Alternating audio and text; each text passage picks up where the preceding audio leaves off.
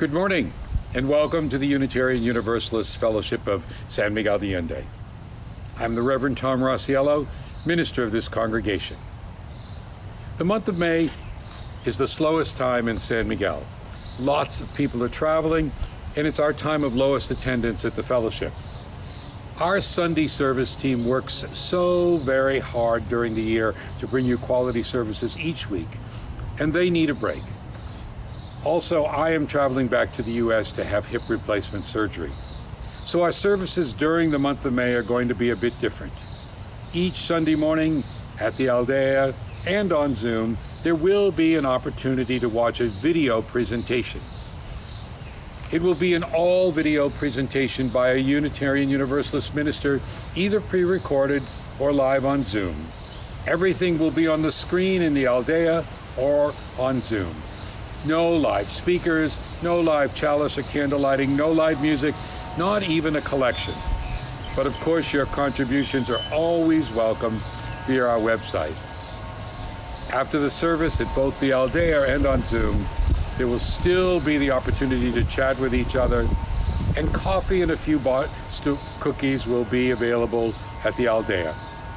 The May 4th service will begin with a virtual trip to the Sarah Orden Chapel of the San Francisco Church to hear a prelude of beautiful organ and trumpet music performed by Malcolm Halliday on the historic pipe organ and trumpeter Juan Cruz. The sermon will be by one of our much-loved guest ministers that we've not seen in a while, Heather Janulis. On May 11th, I will welcome you to our lake cottage in Massachusetts for a service called Lessons Learned from Geese. We will have just arrived at the lake in time to see the new goslings learning to swim under the watchful eye of their parents, and that will inspire this service.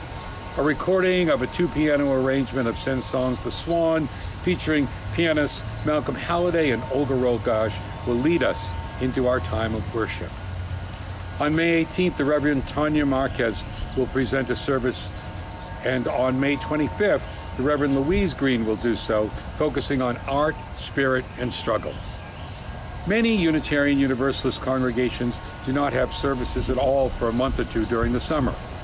We considered that, but we decided that this modified format would still give people the opportunity to connect and hear a spiritual message and perhaps some music without requiring work from most of our volunteers and lessening the load on our staff for a few weeks. This decision was fully endorsed by our board. I hope you'll find this different experience a meaningful way to still connect on Sunday mornings. Have a wonderful month. Services will be starting back with their regular format in June. Thanks for your understanding.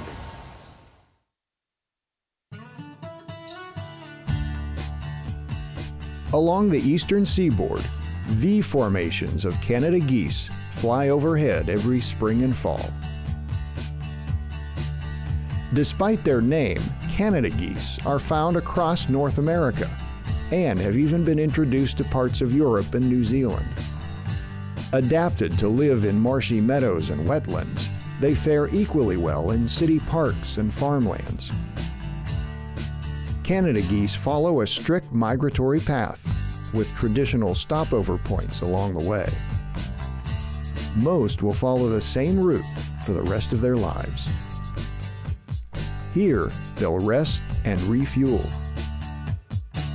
When feeding underwater, they drag their bills across the bottom. Serrated edges along their bills easily slice through vegetation. Any small animal caught up is an extra bonus. Though primarily herbivores, some geese populations have been known to eat insects, fish, and even clams. The bill makes an excellent grooming tool as well. Feathers must be kept in excellent shape. Once recharged, they'll take to the skies and continue their journey. They are strong and streamlined flyers. A flock may cover 1,500 miles in a single day. The V formations reduce wind resistance and help keep the flock coordinated. Canada geese mate for life. Each year, the females return to the same nesting site to lay their eggs. Family bonds are extremely strong. Chicks begin signaling to the parents when they're still in the egg.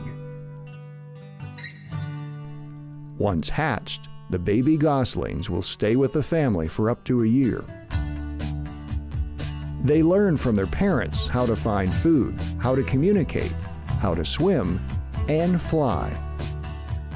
And when they are old enough, the migration routes they will follow year after year, flying high overhead as the seasons go by.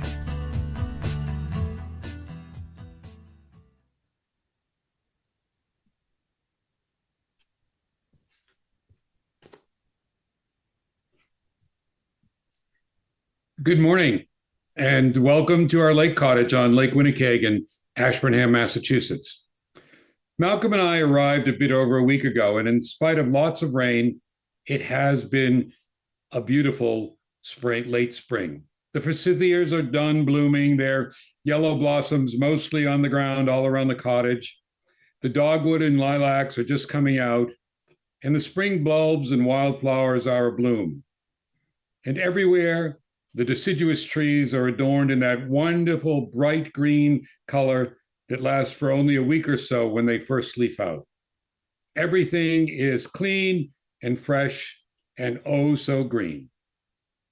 There is a deeply spiritual quality in watching the cold earth come alive again. Nature has long been recognized as a source of spiritual inspiration for Unitarian Universalists, and certainly triumphed as such by our transcendentalist forebears. As Emerson put it, nature always wears the colors of the spirit. So for me, this little spot where nature abounds, this time of the year in New England, seems to preach a sermon at every turn. We've just scratched the surface of the vast array of beautiful plants. Our little shade garden has Solomon seal and lilies of the valley and bleeding heart and May apples all in flower now, and so many more wild and perennial flowers in that little pot are about to do so. But it's not just the plant life that captures my attention. Preaching to me, if you will, are lots of animals, particularly birds, who are engaged in their spring ritual of building nests, laying eggs, and raising their young. A bit later in the service, I'll focus my reflection on those amazing Canada geese that you just saw the video about. They, like Malcolm and me, make this little lake cottage, this is not the cottage, but the lake, their summer home too. But there are many amazing birds that come to this property every day, from the tiniest of hummingbirds and little finches and chickadees to a great blue heron with its wingspan of more than 6 feet. And besides the geese, we have other magnificent waterfowl. The loons with their haunting call and unbelievable ability to swim underwater great distances, and the ducks, who now conspire with the squirrels to eat a feeder full of birdseed in a matter of hours. The squirrels jump on the feeder, and while getting some feed, cause it to swing, which dumps some seed onto the ground where the ducks are waiting for it. It's quite a circus, especially when our dogs, Lucky and Molly, catch on to what's happening. So if you're guessing that it brings me joy to watch nature here at the lake, you're certainly right. But it's more than that.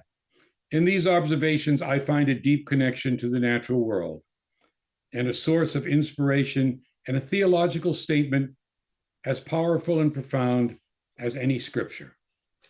So today, I hope that some of my observations of nature might also touch you in that deeper place of the spirit.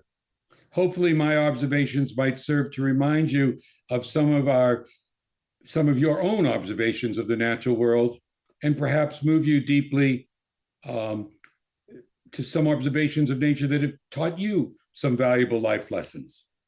I hope after the service you might take the time to discuss that either with folks at the Allende in person or on Zoom, where I will be with you too. Or maybe this service might encourage you to spend some time in the natural world later this week, whether in a garden or a park or out in the Campo and near beautiful San Miguel, or if you're back in Canada or the northern US, where things are coming alive with incredible vigor in the woods or by a lake or a stream. And while doing so, maybe reflect a bit, think a bit about what nature is saying to you. We generally begin our service by lighting a chalice flame, and I'd like to do that this morning as well. For me, lighting that chalice flame reminds us that there is a spark of the divine in all of us, and we bring those sparks together to light a single flame of beloved community. Young and old, ill and well, happy, depressed, regardless of sexual orientation, gender identity, nationality, race, ethnicity, economic class, theological belief, even political affiliation, we all come together as one. Therefore, we're there for each other because we are all part of one whole. The light also marks a time in our service which for me says, slow down. Let go of the to-do list and all the things pressing in on me. Be in the moment. This is our sacred time. Be with yourself, surrounded by friends, but with your innermost self, attentive to the still small voice within. Well, as I mentioned to you earlier, birds are making their nests and laying their eggs all around us. Each year, a pair of robins does so in a large rhododendron bush right outside the window above my desk. Again this year, the male was not at all happy to see us return and takes to banging on the window, perhaps trying to scare us away. I have no idea if this is the same pair of parents that have first started nesting a few years ago in this bush or successive generations, but clearly they've made this their place. But the birds that have really captured my attention this year and inspired a lot of my thinking this week is a pair of mourning doves. Last year when we arrived, they had made a nest in the rafters of our porch, and we had to wait several weeks for the young to hatch and be on their way before we could take the nest down and put the screens up. As much as we love seeing our bird grandchildren, if you will, hatch and quickly grow and leave the nest, it was rather inconvenient to forego the use of our porch for several weeks. So last fall, we decided to leave the screens up through the winter so that this spring they'll not be able to get in. Well, nature had other plans. The winter came and blew off just one screen. And when we arrived, a mourning dove couple had made a nest in the same spot, and the adults have been taking turns sitting on the eggs ever since. It takes about 14 days for the young to hatch, and we've been here for 9, so we should be seeing those rather ugly open-mouthed little squabs appearing in the nest soon, demanding to be fed. I must admit, I'm really not too upset about the doves taking over the porch for a month again. Every day I go out on the porch and take a look at the adult on the nest. By the way, it could be either the mother or the father as they take turns sitting on the nest, and she or he doesn't move, does not fly, does not become perturbed by my presence, just sits there patiently, waiting, hour after hour, keeping those eggs warm. Those doves, again, have taken on their role of a spiritual teacher to one who arrived back at our camp a bit stressed, ready to get so many things done before I get tied up with my upcoming surgery. I thought of the words of Emerson, who wrote, "Adopt the pace of nature. Her secret is patience." And I also thought of a poem by May Sarton. Here, this poem is about another New England bird, the phoebe, but I just couldn't resist changing it to a mourning dove, if you will allow me that. So as I light the chalice, I'd like to share that poem with my substituted bird for hers. And after the poem, let's take a minute or two to just do as the poem suggests, weave a nest for silence.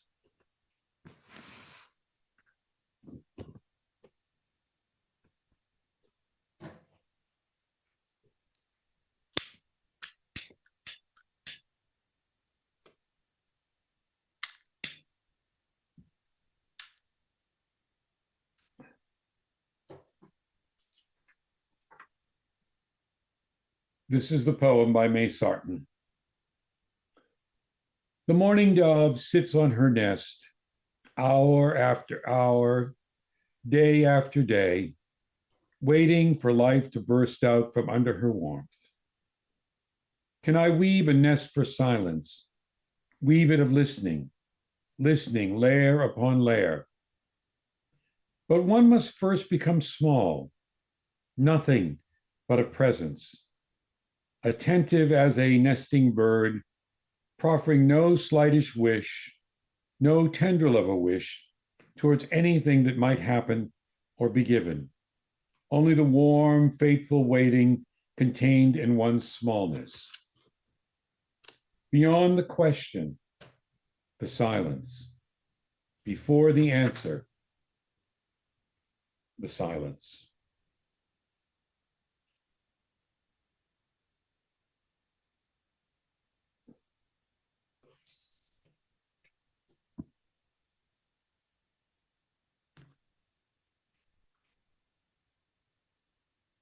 This morning, our service is all about inspirations we draw from nature. The natural world will be our focus, but before we return to exploring that, I want to spend a bit of time with all that's happening in the human world. There's so much in our hearts this morning. On this Mother's Day, both in Mexico and the US, surely thoughts of our mothers are with us. For some, those are wonderful memories. For others, not so much. For some, this is a day that might even bring up painful memories. And for those among us who are mothers, or more broadly speaking, parents, surely this day brings much to mind.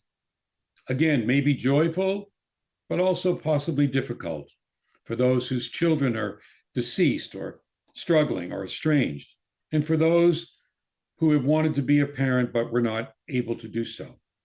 Also on this day, we remember all those who filled the role of a mother or a parent for children who needed them.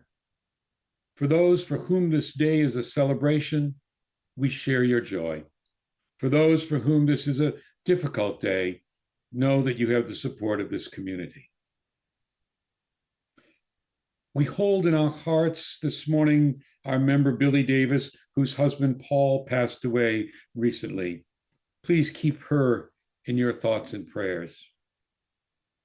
A new pope for the Catholic Church, and an American one at that, who spent much of his life in Peru, has been selected. So many questions about what it will mean, not just for Catholics, but for the world. We wish all our Catholic friends well as they begin this new journey with a new leader. And there are the conflicts in so many parts of the world.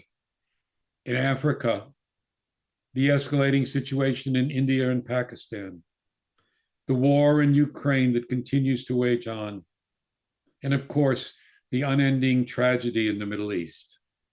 We pray for peace with dignity and respect for all people.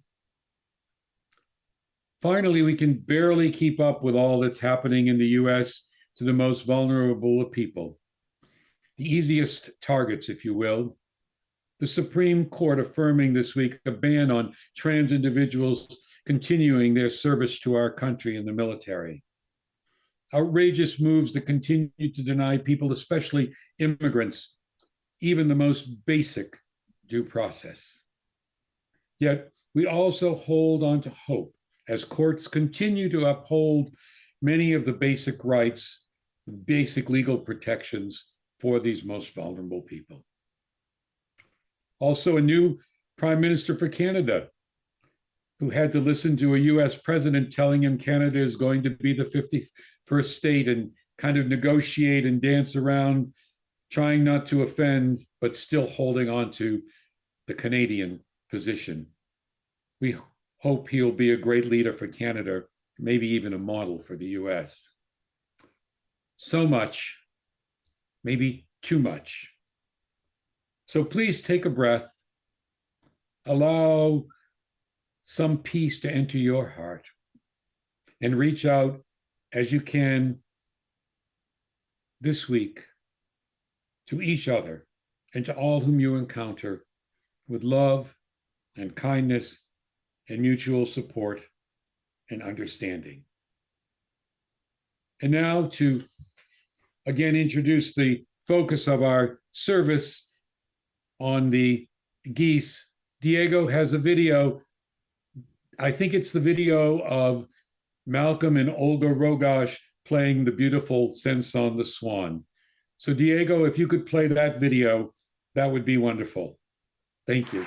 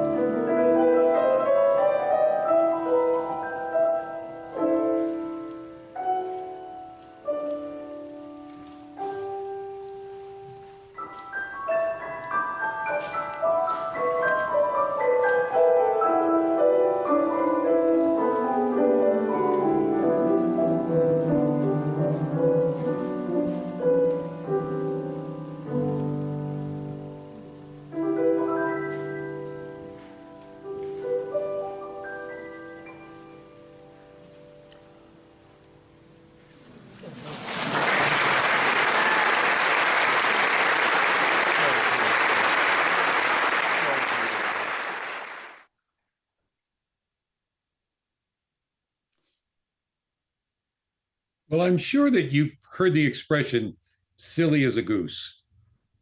As graceful as they are in the water, as that beautiful music suggested, they do look rather silly when they're waddling on land with that rather unbalanced gait. And you can probably think of a fairy tale or two where the goose is portrayed as the unintelligent, foolish one.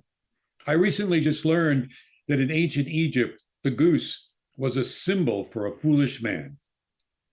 Well, whatever the origin of the expression silly as a goose, I would have to disagree. I've been watching these majestic birds for a long time, and I think we should change the slogan to smart as a goose. Many years ago, I was driving to the church where I'm now minister emeritus and passing by one of the many golf courses in the town. I noticed several golfers squeezing in the last few holes before it got dark, and not far from them, looking out at a little pond, was a big coyote. The golfers didn't seem to be paying any attention to the coyote, nor the coyote to the golfers. Even as the golfers came closer to the coyote, it didn't move. I almost stopped to watch further, but there was no good place to pull the car over, so I drove on rather perplexed. And I didn't think much more about it until the next day, when I went to another country club on the other side of town for a wedding rehearsal. After the rehearsal, I was driving out the driveway, and again, near a little pond on a golf course, I saw a large coyote standing still looking at the water. It looked exactly like the coyote I had seen the day before on a different golf course. However, this time, the scene was even more amazing, as quite close to the coyote, there was a flock of geese, calmly strutting around and picking at the grass and I'm sure pooping all over the green. One even went right up to the coyote. At first, I thought I was witnessing the beginning of the peaceable kingdom, you know, the biblical story where the lion lies down with the lamb. But then I realized the geese knew something that I had not figured out. That coyote, real looking, was a fake. I suspect put there to scare those foolish geese away, but those geese were just much too smart for that. In today's service, I'd like to share some wisdom that I've learned from those not so foolish geese. Some lessons for us on how to live our lives, and particularly how to function as a community, a fellowship. As I started writing this sermon, I knew the geese were back on our lake, as I heard them honking, but I hadn't seen them. But just as I got to writing this paragraph, I looked up and, as if on cue, there they were. Gracefully swimming by my window was a family of geese with one parent in the front and the other in the rear, and 6 furry yellow goslings being moved along in formation. I guess they wished for me to prioritize as the first observation about them that they are amazing parents, and indeed they are. They carefully watch over their young, keeping them very close together, teaching them how to swim, how to find food, and all the while protecting them from predators. The co-parenting relationship of the adults who mate for life is amazing to watch. It sort of puts humans to shame. Right now, the tiny little yellow goslings are just barely able to swim and have no feathers yet. But when the fall comes, the young will have grown their feathers and be almost the same size as their parents. The parents then start giving flying lessons up and down the lake, getting the family ready to fly south for the winter. It's that image of Canada geese migrating, flying in their beautiful V formations that you saw in the video that's probably the first image that comes to mind when we think about Canada geese. It's beautiful to watch. That formation always is inspiring, but it also has a very practical lesson to teach. Flying this way, the lead geese, the ones in the front, create an uplifting current for those behind them, which results amazingly in a more than 70% increase in the daily flying range of that flock. What a lesson in cooperation. As a team, we accomplish much more than we can individually. Working together with a common direction and purpose lightens the load for each other. We make the way for each other. We create the uplift that makes another person's effort a bit less demanding. The success of the flock, or for that matter, a congregation, is not the product of one person's effort, but the product of everyone working together. And each individual gets to where they want to go more easily because they trust in and are helped by the ones who are ahead of them. To fly like geese, we have to be united in purpose and direction. Sometimes it can be difficult for us to find a unity of purpose with all the diversity we welcome in our congregations. Here we make room for moving in a variety of directions, and that's a good thing. But at the same time, we have to trust each other enough to agree on a common direction that moves the entire community forward. With as many diverse ideas as there are among Unitarian Universalists, sometimes it's difficult for folks to focus on working together towards one goal, one set of priorities. You know, we all have issues of importance that we want to pursue and directions in which we want to be going that are good and worthy and embody the values of our faith. Maybe we just assume that the flock will follow because it's a great direction or a good idea. And you know what? There's another person with an equally good direction or idea making the same assumption.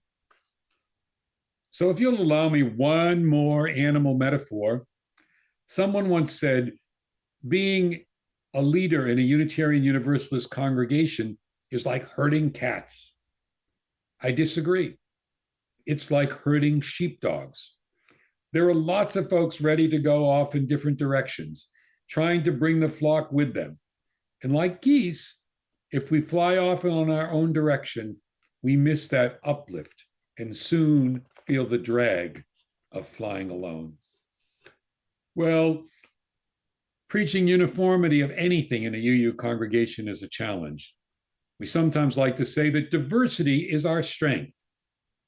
But you know, that's not really true. Our embrace of all kinds of diversity is laudable and critical to who we are. And I'm so proud to be a minister in a tradition that not only allows for, but welcomes and invites diversity. But our strength is not found in our diversity, but found in our unity of purpose. It takes common purpose and direction to maintain and grow an institution where all benefits of welcoming diversity can be realized. We can apply this lesson much more broadly, too. I believe that it's also unity of purpose and focus that's needed right now to address the challenges of authoritarianism that we are facing in the world at large. We have to resist being scattered.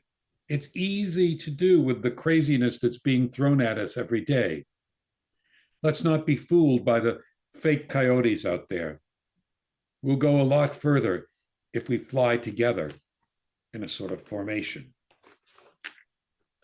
Well, another lesson we learned from that flock of geese is that in a healthy organization, leadership rotates among its members. When the lead goose gets tired, another goose flies into the point position. Sometimes in a church or any organization, people stay in the same leadership positions for a long time. Maybe because no one else will step up to the plate. Maybe because they just can't let go of the position. Or maybe because the organization has not done enough to encourage and develop new leaders, or can't see the potential for the organization in new folks stepping into leadership. But in a healthy organization, leadership rotates. For that to happen in a congregation or any institution, there has to be respect for each member's talents and trust that the new person has the best interests of the organization in their hearts just as much as the old person did. We need to recognize that the new leader is not going to do the job in the same way the former leader did, and will have new ways and even foreign ideas. It also requires that those who accept leadership positions have a good understanding of the direction in which the organization has collectively chosen to move. or to use the geese analogy, in the direction in which we're all flying. In a congregation, everyone has something to contribute. You may not think of yourself as a leader, and you may not be in the traditional sense, but you have something unique to contribute that helps to move us on together in the right direction. Maybe you've been a leader. Maybe now's not the right time for you to lead, but you do have a unique role now in this congregation. You notice when geese fly overhead, you often hear them honking away. It's thought that they are honking encouragement to each other, especially to the one that's leading them. Well, we, like geese, need to honk our encouragement to each other. Like the geese, we need to honk words of encouragement to those who are providing leadership for us now. Whether we're talking about volunteer lay leaders or ministerial leadership, professional staff leadership, there's a lot of hard work in leading in a congregation like ours. And every leader needs to hear a little positive honking once in a while. Now, I'm not a hunter, but I'm told by those who are that the lead bird is the prime target. So, there's a time for disagreement and critique of leaders. It has its place in any organization, but it needs to be balanced by lots of support and encouragement. Moreover, if you are just met with silence as a leader, you're not sure what people are feeling or what questions or perhaps misunderstandings they may have that you could clear up if you just knew about them. Here in our fellowship, we have some new volunteers just starting on our board and with our foundation and on several committees. Hopefully, we'll be welcoming a minister in residence to help us out with many things. I know people love to offer critique, and it's usually all well-intended. But here's a little rule of thumb that a wise old goose of a mentor that I worked with used to offer. It's okay if you want to offer criticism or a suggestion, but why not start out the conversation with honking out praise or encouragement for two things first? Then you can offer the critique. Well, back to the geese. Did you know that when a goose is injured or dying, another goose, or often two geese, go down and stand vigil by it, protecting it from predators? The goose or geese will stay there either until the goose dies or is well enough to fly again. If they're migrating and cannot catch up with their flock, they'll join another flock, which will accept them with open arms, or perhaps I should say open wings. Geese care for the members of their community and stand by them in difficult times. Now, this lesson from geese reminds us that in religious community, we stand with the person who is having a difficult time. We don't abandon them. It would be easy to say this person is a drag on the program. They're disruptive. They're not doing their part. Let's just forget about them. But in religious community, we do just the opposite. We recognize that caring for those who are not able to fly with the flock right now is not a drain on our community, but an essential and defining characteristic of it. You might ask, doesn't stopping to care for those experiencing difficulties distract us from our overall mission? Well, I think there's probably two answers to that question. First is that caring for each other is a significant part of our mission. The second response maybe goes even a bit deeper. I suggest to you that spending the time to really care for those who are experiencing difficulty actually strengthens the community. The bonds of community, the willingness to work together towards a common goal, is stronger when you know that the group will still be there for you even when you're not able to fly in formation. In other words, the ministry we provide to those in difficult times is not just a blessing to them, it's a blessing to those who provide the care and a blessing to the entire community. Every time that we stand with those who are experiencing difficulties, we are strengthening our community. A few years ago at our lake, a kid driving a motorboat intentionally ran the boat into a flock of geese. The geese took off in a panic, flying in all directions, and two landed in the road where they were hit by a car and killed. Another goose came and stood at the edge of the road until the animal control officer removed their bodies. The other geese were very confused.